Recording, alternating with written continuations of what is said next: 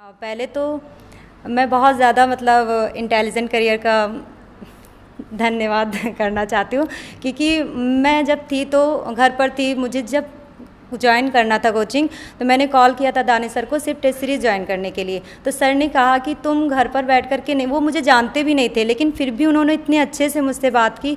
उन्होंने बोला कि जो है तुम घर पर रह करके बेटा कैसे कर लोगी, और टेस्ट सीरीज आप यहाँ पर आओ, आपकी जो भी दिक्कत है, फाइनेंशियल जो भी प्रॉब्लम है, हम उसे सॉल्व आउट करेंगे, लेकिन आप बाहर निकलो, पढ़ो। अगर आप घर पे रह करके रहोगे तो फिर नहीं हो पाएगा।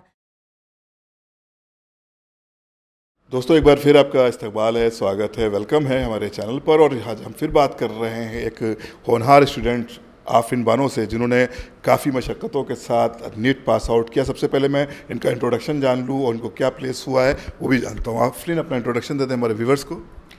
मेरा नाम आफरीन बानो है। मैं MBBS first year SMC Shahjahanpur की स्टूडेंट हूँ। बहुत शुक्रिया आफरीन कि आपने अपना इंट्रोडक्शन दिया। आप जब डॉक्टर्स के लिए या प्रिपरेशन नीट के लिए कर रही थी, तो आपको किस तरह की परेशानियाँ आई और इंटेलिजेंस कैरियर इंस्टीट्यूट ने आपको किस तरह से सपोर्ट किया?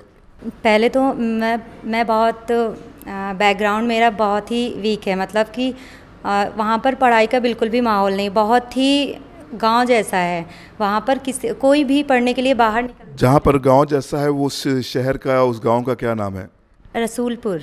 रसूलपुर कहाँ? रसूलपुर हैदरगढ़ के आगे, बाराबंकी ज़िले का है वो गांव। और वहाँ पर पढ़ाई का बिल्कुल भी माहौल नहीं, कोई भी अपने बच्चों को बाहर नहीं भेजता ही नहीं।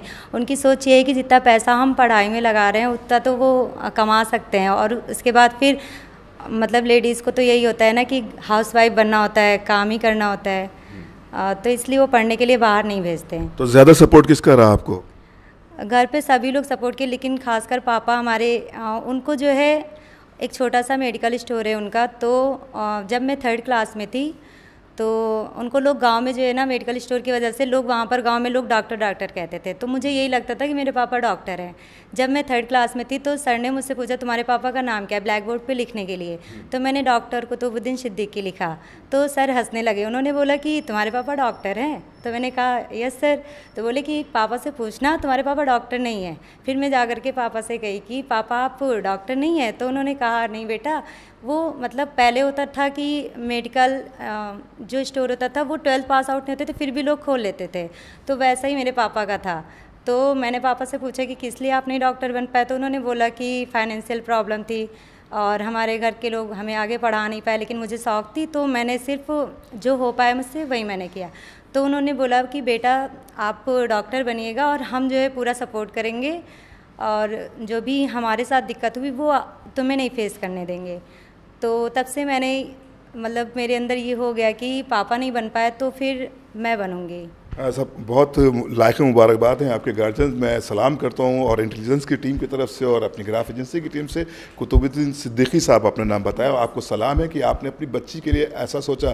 और बहुत से हमारे गार्जियंस ऐसे होंगे, बहुत से बच्चे ऐसे होंगे जिनके साथ सेम जैसे आफरीन के साथ परेशानी आई है, उनके साथ भी आती होगी। तो इंटेलिजेंस आपके साथ शाना से शाना मिलाकर खड़ा है।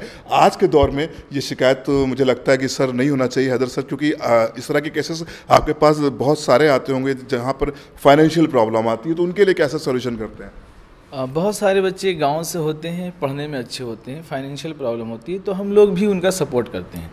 ऐसे हमारे पास 5 से 10 बच्चे हर साल आते हैं, जिनको हम लोग जो है कोचिंग की फ़ी हमने लेस कर दी, कम कर दिया, और उनके खाने पीने के जो सुविधाएँ हैं उनको हम लोगों ने प्रोवाइड कर दी, और वो बच्चे काफ़ी अच्छा कर रहे हैं। ऐसे बच्चे आगे निकलेंगे तो हमारे साथ एक चेन बनेगी, लंबी चेन, और आने वाले बच्चों को हम लोग सपोर्ट कर सकते हैं। तो बेसिकली हमारा मकसद ये है कि लोग आगे बढ़ें एजुकेशन फील्ड में, क्योंकि पढ़ेगा इंडिया तो फिर बढ़ेगा इंडिया। बहुत अच्छी सोच है कि पढ़ेगा इंडिया तो बढ़ेगा इंडिया, यकीन। और ख़ास तौर से मैंने देखा है इंटेलिजेंस कैरियर में कि भाई यहाँ लड़कियाँ हर बार जो है कुछ ज़्यादा आगे निकल जाती है, और जाहिर है कि लड़कियाँ स्मार्ट होती हैं पढ़ने में। तो आफरीन, फिर मैं आपकी तरफ आता हूँ कि आप जब यहाँ पर आ गए इंटेलिजेंस कैरियर इंस्टीट्यूट में, तो आपको जो सब्जेक्ट्स मिले थे वो क्या क्या थे? केमिस्ट्री, बायो और फिज़िक्स। आपको परेशानी किस सब्जेक्ट में ज़्यादा आ रही थी, जिसको हमारे सर ने सॉर्ट आउट किया और आपको लगा कि नहीं भाई हम इस एग्ज़ाम को पास आउट करने के लिए सक्षम है, प्रिपेयर है, हमारे अंदर इतनी स्पिरिट पैदा हो चुकी है? हमें फिज़िक्स, जो सिलेक्शन मेरा रुकता था वो फिज़िक्स की वजह से रुकता था। और बाकी बायो सर तो बहुत अच्छा पढ़ाते थे, जो मतलब थोड़ी बहुत बायो अच्छी भी थी वो और अच्छी हो गई मेरी यहाँ पर आकर के, क्योंकि सर जो हम भूल जाते थे कभी कभी, क्योंकि मैंने कभी निमोनिक से याद नहीं किया था जो भी एग्जाम्पल वगैरह होते थे, तो ऐसा सर ने बताया कि फिर वो मुझे याद नहीं करना पड़ता था, वो याद ही रहता था हमेशा के लिए। और बाकी केमिस्ट्री यहाँ पर अंसारी सर, जब हम लोग थे तो अंसारी सर पढ़ाते थे, उन्होंने भी बहुत अच्छा पढ़ाया, जितनी भी चीज़ें हमारी जो डाउटफुल थी वो सारी क्लियर हो गई। और दानिश सर ने तो बहुत हेल्प की। पहले तो मैं बहुत ज़्यादा मतलब इंटेलिजेंट करियर का धन्यवाद करना चाहती हूँ, क्योंकि मैं जब थी तो घर पर थी, मुझे जब ज्वाइन करना था कोचिंग तो मैंने कॉल किया था दानिश सर को सिर्फ टेस्ट सीरीज़ ज्वाइन करने के लिए, तो सर ने कहा कि तुम घर पर बैठ कर के नहीं, वो मुझे जानते भी नहीं थे लेकिन फिर भी उन्होंने इतने अच्छे से मुझसे बात की। वो उन्होंने बोला कि जो है तुम घर पर रह करके बेटा कैसे कर लोगी, और टेस्ट सीरीज आप यहाँ पर आओ, आपकी जो भी दिक्कत है, फाइनेंशियल जो भी प्रॉब्लम है हम उसे सॉल्व आउट करेंगे, लेकिन आप बाहर निकलो, पढ़ो, अगर आप घर पे रह करके रहोगे तो फिर नहीं हो पाएगा। फिर मैं हिम्मत करके पापा से, फिर मैंने पापा को मनाया, फिर पापा मुझे भेजे यहाँ पर। मैं यहाँ पर आई, सर से बात की तो उन्होंने मुझे फुल छूट दे दी कि तुम सिर्फ पढ़ाई पे फोकस करो, बाकी किसी चीज़ की तुम टेंशन मत लो। तो मुझे बहुत अच्छा लगा कि मैं एकदम फ्री हो गई थी, फ्री माइंड हो गई थी, क्योंकि प्रेशर जैसे जैसे रिपीटर होते जाओ तो प्रेशर बहुत ज़्यादा रहता है, और वो प्रेशर जो है ना, तो अगर हम साल भर पढ़ाई करते भी रहते तो फाइनल जो हम एग्ज़ाम में जाते हैं तो वो प्रेशर बहुत भारी पड़ जाता है, जिससे हम जो अच्छा भी करते रहते हैं ना वो अच्छा नहीं हो पाता है। जब मेरा फ्री माइंड हो गया तो थोड़ा सा अच्छा लगा मुझे। जी जी, किसी ने क्या खूब कहा है कि जब कोई लड़का पढ़ता है या प्रोग्रेस करता है और कामयाब होता है तो सिर्फ एक परिवार बदलता है, जब लड़कियां या महिला प्रोग्रेस करती हैं या किसी ऐसे मकाम पर पहुंचती है तो पूरा समाज बदल जाता है। सर आप क्या कहेंगे इस बारे में?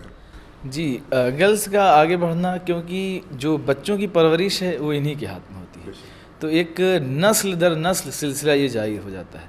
ये अपने बच्चों को अच्छी एजुकेशन देती हैं जो है, जिससे वो बच्चे आगे बढ़ते हैं मोटिवेट होकर जो है। और बहुत सारे लोग ऐसे हैं जो सोचते हैं गर्ल्स को बाहर क्यों भेजें, नहीं पढ़ पाएंगी, इनकी शादी कर दें। तो ये सब माइंड थोड़ा सा उनको चेंज करना पड़ेगा, क्योंकि हर फील्ड में देखा जा रहा है कि गर्ल्स ही आगे जा रही हैं, चाहे वो बोर्ड का एग्ज़ाम हो या नीट का एग्ज़ाम हो, बच्चियाँ ही टॉप कर रही हैं। तो बच्चियों को घर से बाहर भेजा जाए जिससे वो अपना बेहतर परफॉर्मेंस दे सकें। और ये हम लोग देखते भी आ रहे हैं कि हर एग्ज़ाम में जो है परफॉर्मेंस इनकी अच्छी हो रही है, और ये सीरियस होती हैं अपने करियर को लेकर। बॉयज़ होता क्या है कि थोड़ा सा फ्लक्चुएशन हो जाता है, डाइवर्जन होता है। इन लोगों के यहाँ होता क्या है कि एक ही मौका है हमें, इसी में 1 से 2 अटेम्प्ट मिलता है और उसी में इनको बेहतर करना होता है जो है। डॉक्टर हैदर साहब, जैसा कि आपने बताया, यकीनन ये जो बच्चियां होती हैं या महिला होती हैं, फीमेल्स गर्ल्स होती हैं, ये अपने कैरियर को लेकर काफ़ी मतलब सचेत रहती हैं, ये कहीं पे भी कुछ चीज़ मिस नहीं करना चाहती। और बॉयज़ में क्या होता है, जैसा कि सर ने बताया कि फ्लेक्सिबल होते हैं, माइंड डाइवर्जन ज़्यादा रहता है। तो आखिर में मैं आफरीन बानो आपसे एक सवाल और करना चाहूँगा कि अब आपने एक मंजिल अचीव की है, आप एक मकाम पर पहुँच गई हैं, अब आपको लगता है कि मुझे कैरियर की तरफ आगे बढ़ना है, तो फ्यूचर में आपके ने किस तरह से अपने को माइंड सेट किया हुआ है, ये ज़रूर बता दें। फ्यूचर में मैंने कार्डियोलॉजिस्ट सोचा है कि मैं कार्डियोलॉजिस्ट बनूंगी। और बाकी हमारे घर पे बहुत सारे लोग हैं, उनको मैं यही मतलब कहना चाहूँगी कि सब लोग पढ़ाई करने के लिए आगे बढ़े, क्योंकि अभी कोई भी आगे नहीं बढ़ा सिर्फ मेरी वजह से, क्योंकि मुझे टाइम लग गया। तो लोग यही सोचते थे कि अभी इसको टाइम लग गया है तो फिर जब इसका निकल जाएगा या हो जाएगा फिर आगे मैं देखूँगा किसी का। तो मैं यही चाहूँगी कि और भी सब लोग आगे पढ़ाई करें और पढ़ने के लिए बाहर भेजें लोगों को।